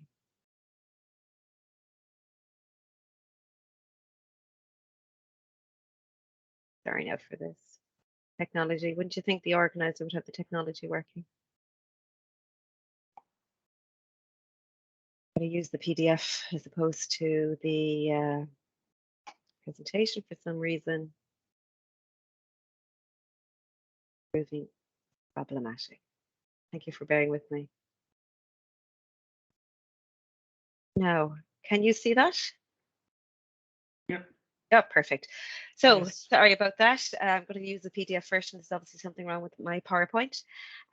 So as we mentioned at the outset, we are developing a scheme that we hope to launch in the new year. And I'll just bring you through our thinking on the scheme, why we're doing it, who is eligible for the scheme, the conditions of funding, the application process, the working groups, and then we can take questions at the end. So I suppose, why are we doing this scheme? And we've made reference to it already at the beginning of the presentation, and Derek has also mentioned it as well. But we're very much building on the 2018 government strategy for the future development of national and regional greenways. And as we all know, when we look at greenways across the country in Waterford, Mayo, etc., they've been really transformative, both from an economical point of view, but it's also allowed both residents and visitors access to the countryside, which is obviously quite a growing demand at the moment. And as we've seen, there's been an awful lot of money invested in greenways in the last 3 years, and that has been primarily on infrastructure. But when we look at our own Fáilte Ireland opening the door strategy, we also want to build on the work that has been done to date, and would like to develop walking and cycling to be more motivating for tourism. So I suppose the aim of the scheme really is to enhance and improve the visitor experience and interpretation along our network of greenways. So we don't just want to see them as a way of getting from A to B. We want the visitor to be able to enjoy, appreciate, and understand the various attractions, amenities, and interpretation that's in the area, and have them have easy access to these various things. So I guess who is eligible? We're going to open this in the new year, and it will be by invitation only to local authorities and our public bodies. It will be for only national and regional greenways, and those are those greenways which have been funded prior or under the 2018 strategy for the future development of national and regional greenways. So those greenways which are currently underway and which should be completed by the end of 2024. The conditions of funding, what will it include, or what potentially will be ineligible? We're hoping to offer grant aid of up to 100% funding for the development of plans. It will be the responsibility of the local authority and public body, or sorry, I should say, they should have the right to undertake the project at the site location. At the moment, what we are doing is we will be going out to tender for competent suppliers who will be able to assist in the development of these plans. And we hope to have a multi-party framework where we'll have a number of suppliers appointed so that we can have a number of plans hopefully being developed in tandem, in parallel, because we understand that there's quite a bit of time sensitivities as well with some of these projects. Once the local authority and our public body have been approved, those development plans must be developed within 12 months. And I'll explain the process of that and how we'll assist you with that. And then once the development plans are actually in place, the local authorities and public bodies will apply for funding within 12 months to actually deliver these plans. So the scheme at the moment will only look at the development plans, but more to come about the delivery of those plans as well. So there are 4 key areas that we want to address where we see opportunities that the greenways can be further enhanced. And those 4 key areas really are around visitor amenities, interpretation, branding, and wayfinding. And if we just look at the visitor amenities piece at the top, we do hope to develop an amenities best practice guideline document, which can be incorporated through with all greenways. And it was interesting to see Richard's sporting material as well. So there's certainly material out there that we will perhaps co-create or get involved in to ensure from a visitor point of view that those guidelines are adopted, or sorry, first of all, recognized and adopted. And we all know about the interpretation that can or should be on greenways. And for those of you that may have been at the workshop in Dungarvan a couple of years ago, Christoph from the Venban made the point that by their very nature, the infrastructure around railways are similar. We have tunnels, we have bridges, but what is it that really makes a greenway or an area stand out? And that's the interpretation, because we're talking about the elements that are bespoke to the area, and that will also come across in our development plans. Each development plan will be specifically for that greenway, and so we'll be able to identify and communicate the appropriate stories, media, and installations as well for that greenway. The government's Greenway design and brand guidelines will be adhered to at all time. That's the overarching Bible, shall we say, for all greenways. But it was brought to our attention that at times it can be a little bit confusing with regards to the hierarchy of the brands, of the various brands, be it our own regional brands, the area brands, the messaging that surrounds all of that, and how that should be incorporated. So what we will do is we'll also do a best practice Greenway brand hierarchy guideline document. That's currently in development. So both the amenity best practice guidelines and the brand hierarchy guidelines will be developed within the coming weeks, so that they will be available when we are rolling out the development of the plans with the Greenways. And then finally, we're also going to look at the wayfinding and orientation that are being proposed or are currently in existence along certain greenways, and to see if there are any opportunities or challenges that are currently there, just to try and address those. And I suppose, as I say, the main reason for all of this is to really try and improve the visitor experience currently that they may have on existing greenways and on the greenways that are currently being developed. And as important as what's in, I suppose it's for also to understand what's ineligible. So wayfinding along the greenway will be considered, but unfortunately wayfinding to and from the greenway will not. Elements, and by elements what I mean is if there's visitor amenities, interpretation, branding, or wayfinding which have already received public funding, whether it's one or two of those elements, if they have already received public funding, we won't be in a position to fund them again, because that would be double funding. And just a point, I suppose it's not about it being ineligible, but the delivery of the plan at the moment, the scope of this scheme, I should say, is about the development of plans. It's not for the delivery of plans. But we are working with Derek in the department to try and find a potential funding mechanism and funding source. And we should hopefully be able to announce that sooner rather than later, so that there should be that seamless transition from to apply and deliver those plans. So the application process, it's genuinely is not going to be a tedious application process. We see it more of a business support than a formal capital grant fund. So we're working out the details of that, but we certainly, I don't think there's any one of us, be it yourselves or ourselves, that want to go through a laborious application process.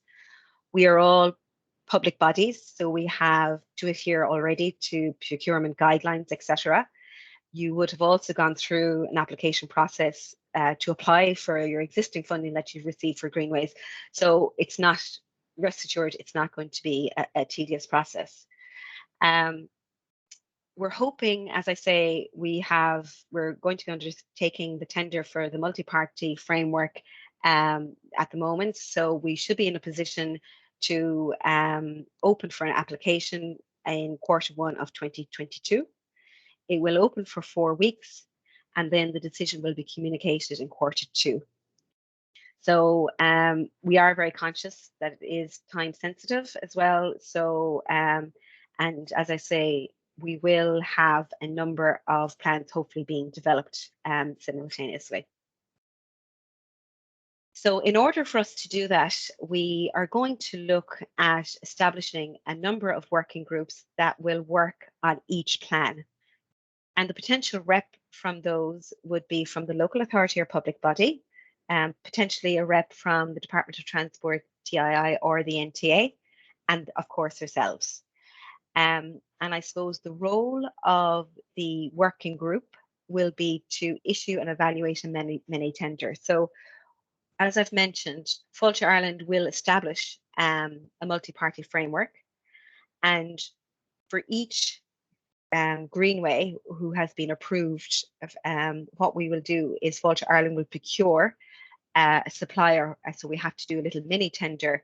So we'll procure a supplier from the multi-party framework, and we'll obviously pay for this, as we've mentioned, and roll that out with the working group. And the working group then will provide guidance and direction with regards to the development plans and agree the plans. And as I say, the plans that will be developed, the end result would that we'd have a fully costed, designed, detailed plan, so that when that funding mechanism for our next stage, being phase 2 of the delivery, that all of that information will be contained in the plan, so that the successful local authority and our public body can apply to that funding source for funding for the delivery of the plan. So that was a quick run through from me. I'm sure this is in development still, so we would very much welcome feedback with regards to your thoughts on the scheme that we're hoping to launch, and if anyone has any questions about it.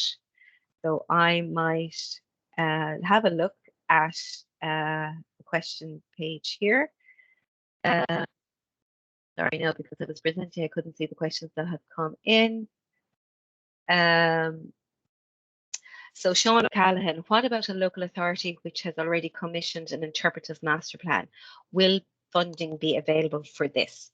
So my understanding is that we're not going to double fund a plan that's already, we're not going to double fund a plan of elements that are already taking place. So if you have developed an interpretation plan, that wouldn't be eligible.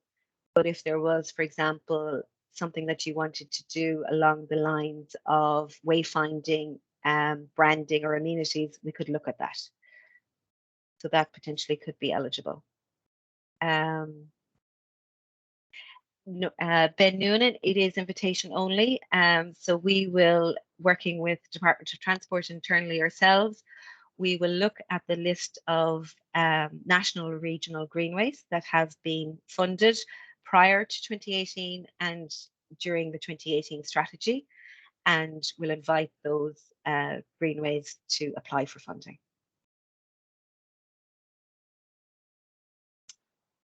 We have a Willie Ryan, we have an existing greenway, elements under construction funded elsewhere, but lacking in associated amenities. So yes, if you haven't received funding for any of the 4 elements I've mentioned, and if you fit the criteria of the eligible greenways, then yes, you can apply. Sean, what about if the interpretive plan is what about if the interpretive plan is being funded by the local authority up to now? So you've already, I'm assuming, Sean, you've already procured the work and it's being undertaken at the moment. So again, it's work underway. So you probably wouldn't be able to apply for funding, but we can get the details maybe offline just to make sure of that. Willie Ryan, I hope I've answered that question, Willie. Sorry, Andrew, for the summary of these are needed. So Andrew, could a summary of these presentations be made to CCMA and possibly LGMA, as there's severe difficulty convincing people that specific resources for greenways are needed in LA? I know that Fáilte Ireland, as you probably know, Andrew, has a role or working relationship with both. So yes, we can, we might take that offline and look at that to see if that is something that we can do. Who makes, so Michal, who makes application greenways that traverse multiple local authorities? So Michal, in that instance where there are a number of local authorities and or public bodies, we would ask only that one representative, be it a local authority or the public body, takes the lead on that, and they would make the application. Derek, is there anything that you'd like to say? I think just maybe people might have just missed the point you were making earlier, but that Fáilte will be working on the interpretive plan, but the delivery of what's in the plan would be funded by the department. And yes, you know, so Sean's point there, perhaps, you know, if their plan is funded by themselves, that would not necessarily mean that delivery of the infrastructure and elements of it would not be, I'm going to use double or triple negatives here. Sean, you might well be able to get funding from us for the delivery of this, depending if that interpretive plan is kind of similar or reasonably on all fours with what Fáilte's planned type of work would be. So look, it's not a no. We'd obviously need to see more detail. Yeah, and thank you for that, Derek. If you're already developing the plan, that's been funded by your own sources. We can't double fund, but the delivery is a separate scheme, completely. And Derek has just mentioned there that we are working with him to try and come up with a funding source for delivery of all of these plans that we develop. And so, Sean, in that instance, you would be able to, once that funding source has been confirmed, you will be able to apply for funding for the delivery elements. Sorry, Hilary, I was just in relation to Andrew's query about the CCMA, LGMA.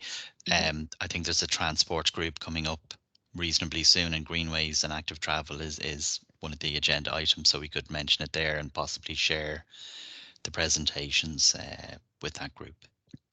Certainly, yeah. Hilary, Fiona has her hand up there. Oh, thank you, Fiona. Yeah.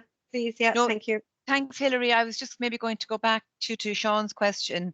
Unfortunately, because of the type of funding we have, that it's capital funding, we can't retrospectively offer funding to work that was done prior to the scheme going live. So I think Sean may be out of the traps early and was thinking ahead in terms of getting his interpretation plan. But I think maybe Derek's approach that he may be able to consider funding the actual installation or the delivery of what comes out of the plan. So apologies, just to clarify that. Thank you. Thank you. Ralph McGarry, could you clarify again, please, which greenways are eligible? So they are national and regional greenways that have been funded prior under the existing 2018 strategy for national and regional greenways. They are the greenways we're going to concentrate on over the next couple of years. There's a finite fund and a time limit to it. So they're the ones that we're going to fund, that we're going to concentrate on. And I should also mention, we will look at prioritizing once applications are in and approval has been given, that we'll look at prioritizing greenways that are currently open and that will open in the short term as well. So there'll be a schedule of greenways of development plans rolled out over the next couple of years.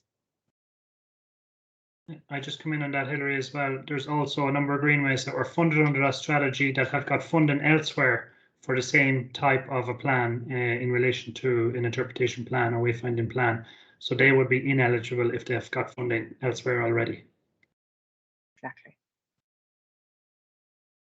Has anyone else got any queries? No? Gosh. Feedback or no, okay, because there are certain elements that we could potentially look. Oh, we have a hand. Excellent. Annette. Yeah, I'm just wondering on the delivery of the interpretation element. Supposing you've done your interpretation plan already, and it's for a greenway or a blueway delivered under a different scheme. Will that be eligible for funding under the Fáilte Ireland or under the department's future funding? Does that make sense? Yes, it does. Yeah. We'd probably have to look at the greenway. I don't want to put words in Derek's mouth. We'll look at the greenway that the interpretation plans, I suppose, Lynette, that you've developed, and certainly we could consider that for the phase 2, as I'm calling it, the delivery phase, working with Derek with that. So yeah, let's look at it. Okay, thanks. Okay, I'm taking. That's really good. We're not missing anyone. Excellent. Okay, so what we'll do is we'll move on to the next section. Thank you, Derek, for interjecting there. We'll move on to the next section on the agenda, which is to my colleague Stephen O'Gara. Stephen, I hope you're listening in, and I'd like to invite you to present your economic model, or the potential of an economic model. So, as I mentioned, Stephen works on our strategy management and investment analysis team, and he'll bring us through the work that they're currently doing on Greenways. So Stephen, thank you, and over to you.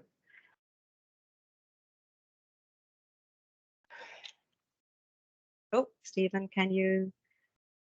Oh, you're on mute, Stephen. You're on mute. There. Typical that I'm 2 years into remote working and he goes on mute. Anyway, look, thanks very much to Hilary and the activities team for inviting us into this forum. As she mentioned already, my name is Stephen O'Gara. I am a manager within the strategy management and investment analysis team. Is my slide moving on there? It is. There we go. Yeah. Thanks, Stephen. Yeah. So our team helps Fáilte Ireland with the evaluation methodologies around our capital investment programs and trying to understand better the impact of the investments that we're making and how to invest better in things and how to understand and quantify the economic impact of what we're around.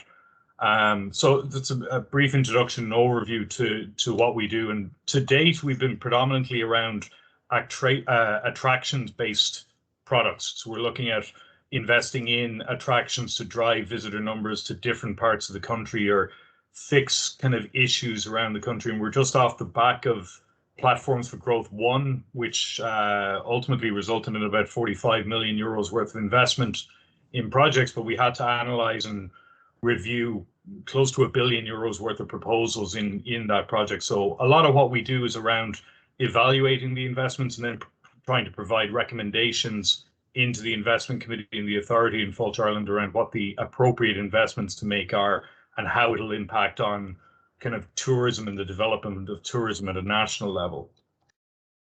So in terms of this presentation today, there's probably 3 key takeaways that we'd like to introduce to everybody as what we think are kind of critical moving forward around assessing the impact of Greenways at an economic level and at a project level. And the first thing we'd like to highlight is the need for a best practice approach to measuring the economic impact for investments in greenways. The second idea is around the need to apply this approach to all greenways to monitor and benchmark the performance of these projects. And the third approach then is about agreeing this approach with everybody so that it works for everybody and can be implemented by everybody. So a holistic and a collaborative approach to resolving this issue. What we've identified from conversations with Derek and the attractions team and a number of other key stakeholders is kind of really understanding what the issues are around measuring the economic impact and the valuations for greenways. That there's no one standardized approach that's been adopted as best practice, or there's no one standardized approach that's used in each project. Most projects use their own kind of version and try and move it on and quantify it from there, but it makes it very difficult to run comparisons between projects and try and understand kind of what success looks like out into the future. And again, everybody is using a slightly different tool or a slightly different approach or methodology to get to those outcomes. And in a lot of cases, there's some commonalities. There's quantitative tools and qualitative tools that are being used, but not necessarily the same mix across projects. So again, it makes it more difficult for us to understand what the potential impact of the project is if they're being measured in different ways. We also have difficulty in attributing positive impact of a greenway specifically to the greenway. And we need to do more work around trying to identify what is and isn't, or the proportion of a positive benefit that can be attributed to a greenway. There's a significant difficulty as well in measuring the baseline performance of towns and villages along the greenway. And anecdotally, we know that the greenway has a positive impact in terms of job creation, but it's very difficult to actually measure that. There's also this need to measure the ongoing performance and quality of the experience from the visitor's perspective or the user's perspective to understand and make sure that those high levels of quality that are there initially are maintained, and that you would expect to see a growth in usage of the infrastructure over a period of time. It's important that we measure the quality and the user satisfaction of the experience. There's also a need to understand from Fáilte Ireland's perspective the impact on tourism of these investments and being able to extract that tourism component from any model that we develop. And then it's also the ability to benchmark and reflect on the comparative analysis between projects that are delivered and understand what's performing well, what isn't, and then try and provide support in to projects that are underperforming to try and raise up their quality and the standard and the performance on them. So with this in mind, our team wanted to understand more about greenways. As I say, we hadn't been around the activity space and specifically greenways that much previously. So we undertook a piece of in-depth desktop research in the background, which we're provisionally calling Value Our Greenways. But what we wanted to do is try and become or increase our level of knowledge and expertise around greenways, and particularly international and domestic best practice and experience. What others have done, how they did it, what the results of what they did were and what the lessons learned potentially are for us in terms of going forward. And we've been undertaking that work for about the last 10 months. The report itself and the desktop research is completed. It's currently running at about 250 pages, so it's a weighty item. But we have a decent bit of work to do on kind of editing that down, so it just makes it a bit more usable and a bit more consumable. The objective of the research that we put in place was to try and understand, as we say that, what best practice looks like. Ideally, we want to be able to produce a reference handbook for developers of Greenways to kind of understand and implement and inform their activities around how they develop the Greenways and how they develop the business case for them and the operations and maintenance and how they understand the potential impact of them as well. It is also trying to look at harmonizing an approach for measuring the impact and value of investment in Greenways. And in particular, we're looking at three kind of distinct areas, but all kind of interrelated. And there's the initial valuation of the project. So what we think the value of this investment would be over a period of time. The second part is the impact of the project, and that's probably monitoring the ongoing activity in real time or the actual performance of the project over time and how well users react to it. Are they satisfied with the experience? Does it work for what they were expecting to experience from it? The third then is the impact on towns and villages. So the ability to be able to go into a location in close proximity to a greenway, measure its economic baseline activity, and then to go back after the investment has taken place and see what difference the investment has made. And you would expect that, you know, those anecdotal conversations about the increase in hospitality in and around Greenways, more meals, more food, drink, coffee, ancillary services to support cycling and walking and recreation, what impact the Greenway has had on local towns and villages. So there's kind of three distinct areas we want to look at. And then allowing the comparative analysis of 4 projects across Ireland, being able to compare the performance and the impact and the value add that these investments are having across the island. We looked initially at 11 projects. They're in a range of locations around Ireland, Northern Ireland, the UK, and throughout Europe. And we looked at different types of projects as well. So it's not just greenways. We looked at cycle routes, we looked at walking routes, and we're probably going to look at a couple of blueways as well to try and just understand the different user types. Predominantly, we were looking for the methodology that they use to measure the potential impact of these projects and trying to ascertain from that what the best approach could potentially be.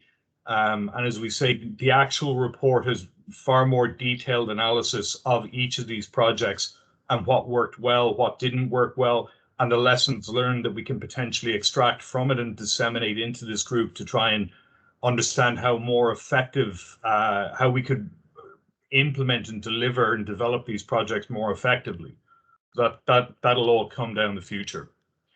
The key findings of the analysis were that need to evaluate the cost benefit of the analysis up front, the need to buy in the stakeholders and the public into the need and the use and the rationale for having these projects in place, the need to justify the investment of public funds, which is always a key objective, and particularly in compliance with public spending code and the early business case kind of making of the funding journey on it. One of the key issues that nobody appears to be using a single identifiable impact model. There's elements of the quantitative and qualitative approach that are being used across different projects, but there doesn't seem to be any one standardized approach that's been adopted. So that kind of space of identifying a standardized approach is up for grabs. And we think there's a lot of potential within this group and all the key stakeholders around the table to identify what that might look like. It also doesn't allow us to do a comparative analysis. So it's very difficult for us to understand the performance level of differing greenways, how well they're performing, or if they're performing poorly, or understanding why or where additional supports are being required. And we think that would be very useful for the operators of greenways to understand where those opportunities are. And one of the key findings of it is that we really need a unified approach to how this economic impact assessment is conducted and how it's completed. With that in mind, of the three models that we mentioned earlier, in terms of the actual performance and the ongoing monitoring of the program, there are quantitative and qualitative methods for doing it that are well understood and probably in practice in most of the Greenways to a lesser or greater extent. The quantitative pieces around the manual counts, the automatic counting, time-lapse cameras.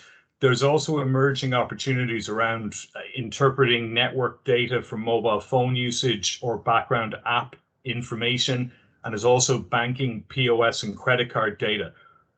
We're down to a relatively low geographical level. You can understand the spending patterns that are happening. So there's existing technologies that are there, and then there's some more emerging pieces that could have the potential to give us a better quantifiable data resource to understand what's happening. Then on the qualitative side of it, we're fundamentally relying on surveys, whether they're user intercept surveys or business surveys or diaries or feed into us, but they're very useful in understanding the user experience, the time spent dwelling on the Greenways, the country or location of origin, and how users move through the Greenways. And I think those pieces are all relatively well understood. But as I understand it at the moment, there isn't a single approach to what should be on the Greenway and what shouldn't be on the Greenway. And there's potential there to align those two ends of it. The second piece then is around this before and after image of towns and villages around the country. And this will be critical to kind of understanding the impact, because we want to be able to talk to the impact of investment on Greenways on the local economies of towns and villages connected with them. And that would appear to be part of the core government strategies as well. So it would appear to be well aligned. Now, at the moment, most of the data that's collected by the CSO and other departments is usually done at county level. But we know there's underlying data sets both through the Central Statistics Office, both at local authority level and other areas, where we may be able to get additional insights into the economic performance of towns and villages.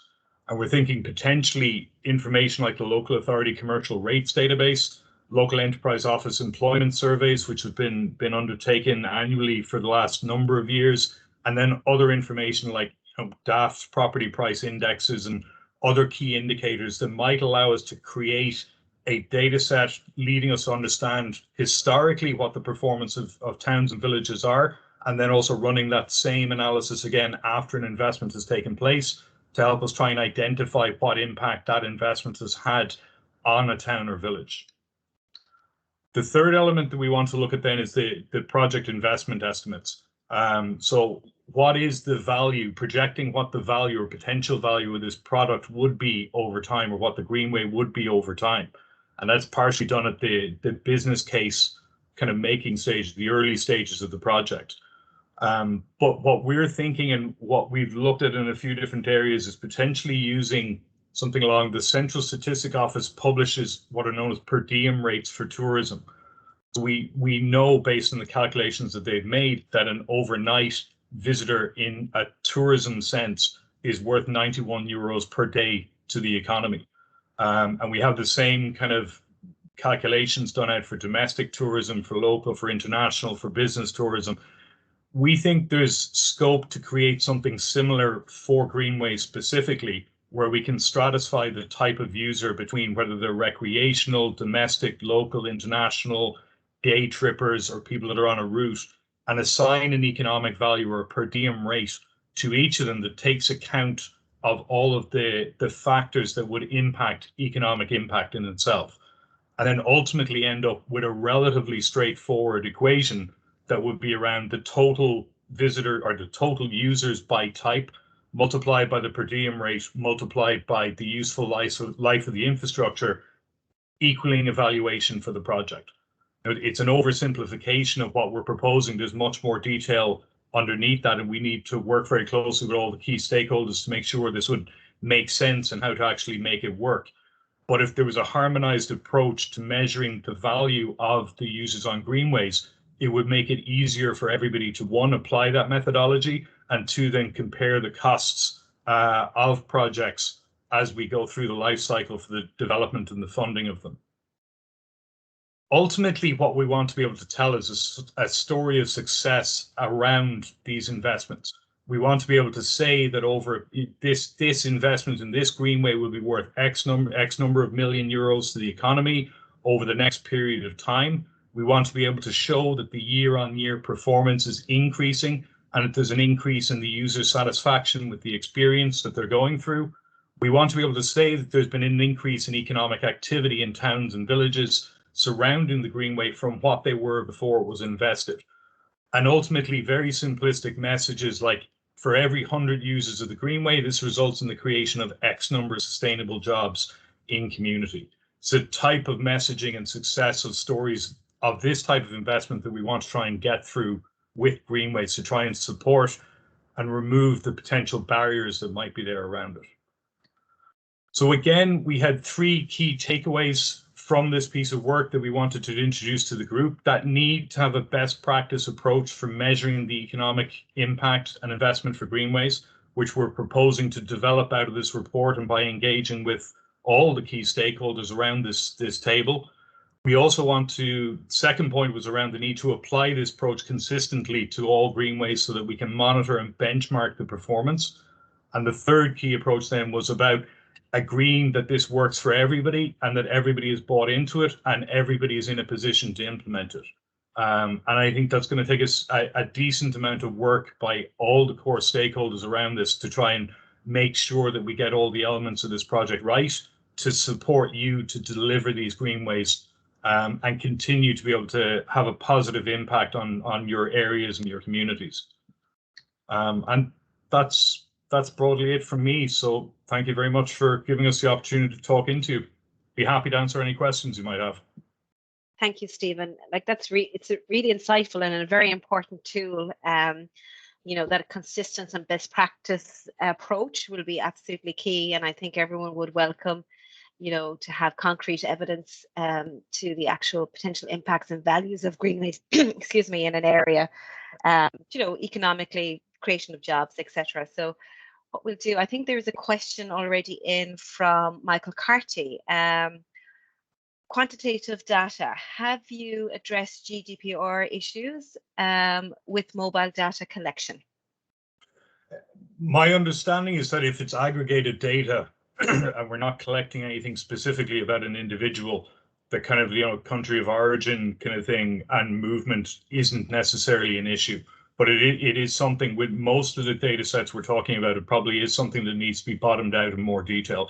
At this moment, we're signposting potential opportunities and potential avenues that we can explore, but the detail of how that would actually impact on individual issues like GDPR does need to be worked out in detail, yeah. Okay. A question from Michael, have you done any work on estimating users and what is the anticipated completion date? We haven't done any work on estimating users yet. I think we'd need local expertise, local area expertise for each. So what we would propose doing is building a model, and then at a local level, the developers of the Greenway would identify what they anticipate the user numbers and the user profiles for that investment to be, and then plugging that number into the model, and it would give a value at the other side. But we could certainly help advise potentially on what that might look like, certainly from a tourism perspective, knowing the tourism movements through counties. And also we'll have more granular tourism attraction data coming in over the next year or 18 months that will give us more insights into the movement patterns of people. So we can help validate estimates and hopefully in the future we might be able to help with the projections on those as well. Thank you. Richard, did you want to end there? Yeah, just I see my colleague Dan Brennan has his hand up, so yeah. I suspect he'll have more to say on this. But just to, before handing over to Dan, just to say that we've been doing, or Dan has been doing a lot of work on the preparation of an appraisal model for greenways and active travel projects for taking the projects through the public spending code requirements. And that would include not only during the project development, but also post-project review to pick up a lot of the learnings that I think, Stephen, you've mentioned. So it seems like there's a fair amount of synergy there that we should be talking closely together. I might hand over to Dan, who probably knows a bit more about the detail of this than me.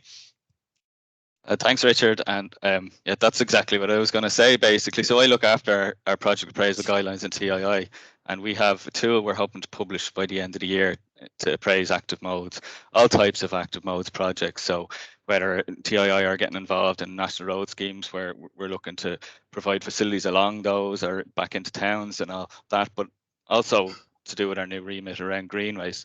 So we're developing it as something that's kind of modular. So it's something that you can look at specific impacts, like some environmental impacts, health impacts, mode shift impacts, recreation impacts, and tourism is another one that we've looked at. So certain impacts can be quantified now, we think. Other ones we need more work, and tourism is one we identified for more work. So be very interested to talk to you, Stephen, and your team on what you're doing, and I totally agree.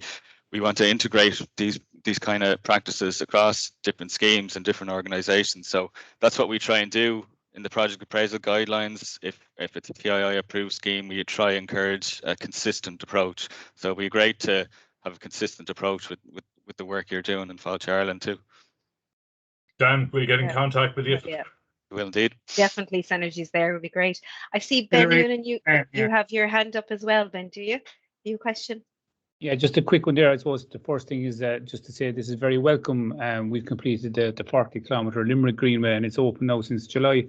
And we have to do some returns to various departments, and you know, it's a project evaluation report. And I suppose one of the things within those evaluation reports, you know, they're looking for specific items like Stephen raised there, and I suppose impacts in local tourism, for instance, and numbers, and you know, impacts on hotels and shops, and you know, all the various elements. So this is very welcome. And I suppose what I'd be asking is, you know, is there a timeline for this? Is there something going to be rolled out that we can use sooner rather than later to try and feed back these reports to the relevant departments, so that we're giving, I suppose, correct information that can be utilised into the future? So is there something that's available now and that we could use, I suppose, is what I'm asking really. There's nothing that's available now directly, because we say this is the first forum that we've kind of presented this in as a need to kind of standardize the approach, and obviously it's clear others are working along the same lines already. So we need to probably engage with the key stakeholders, particularly TII, on it and try and align what's coming out of that. So I can't give you a time frame on it yet, but I'd imagine there'd probably be relatively decent guidance available by the time this group meets again next year. It'd certainly be signposting what best practice might look like by then. And we would hope to have our work on this report completed. But again, as we say, we have to engage with all the key stakeholders on this, because it's not Fáilte Ireland's kind of decision to instruct what this looks like. We need to make sure that everybody is on board with it and that it's appropriate and aligns with what our obligations are. So I can't give you a timeline on it just yet, but certainly it's obviously urgent.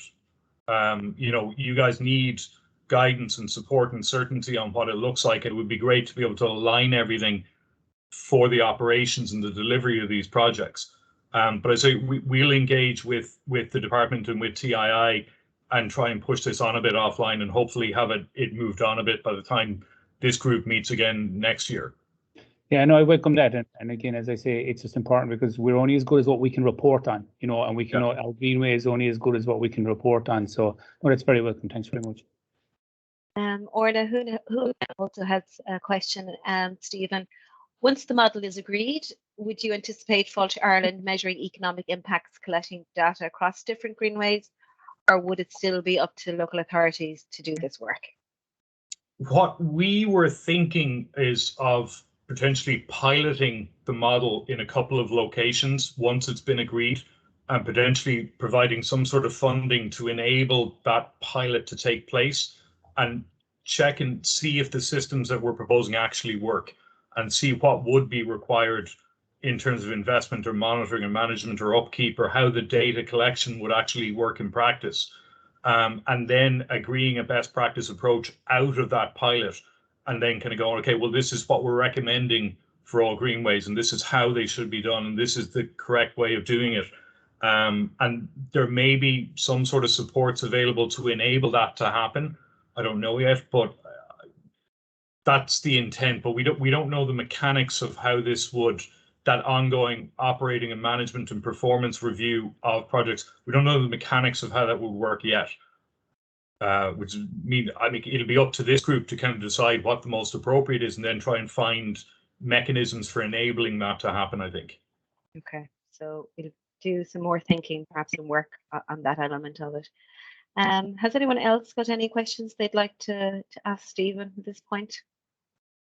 Or can we take it? Fiona has her hand up there, Hilary. Yeah. Oh, sorry, Fiona, as well. Thank you. Thank you, Michael, for being the eye.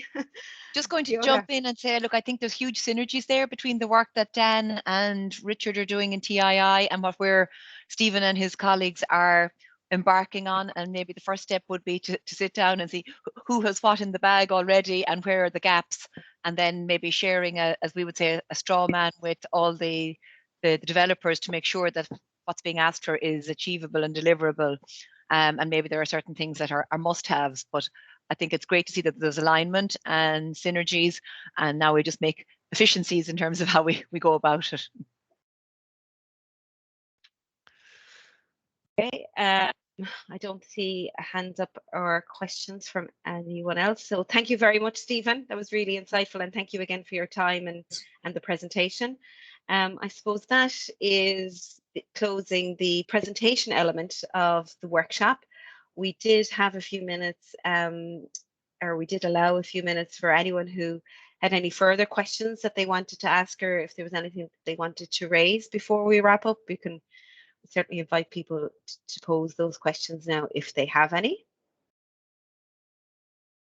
And I take silence as we've satisfied all. Okay. Fiona, I might invite you to come back maybe as a wrap up and just talk about certain things, if that's okay. Great, thank you, Hilary. I suppose all that's left to say is a big thank you for everybody for staying the distance. I see that there's still a very large number of people on the call. I personally found the session hugely insightful. It was really good to understand the great work that TII are now going to take over from the work that Derek and his colleagues had been doing, and also how the whole active travel and NTA work that Joe is leading out on feeds into it. That's a lot of good work there and a lot of previous learnings that can be captured and applied to Greenways. And we too, I suppose, while we're predominantly looking at Greenways from a visitor and tourism perspective, we totally appreciate that all infrastructure has to work for everybody. And I think this last mile piece about making sure that they're connected and integrated into towns and villages and are also used for active travel and modal shift supports is hugely important as well. No point having to drive to a car park on the outskirts of a town to start your Greenway experience. So really insightful and interesting. We'll come back with some clarification on our scheme. And again, the objective here is to help support Greenways becoming visitor experiences as distinct from arts of infrastructural feats, linear infrastructure. And then obviously Stephen's work in terms of being able to tell that story as to the impact of Greenways, the positive economic and social benefits that they can assist in providing, and being able to help case making for future investments. So all in all, I think very insightful, a lot of material covered. We will make the presentations available, Hilary, am I correct in that? We are, and we'll also make the indeed. recording available as well.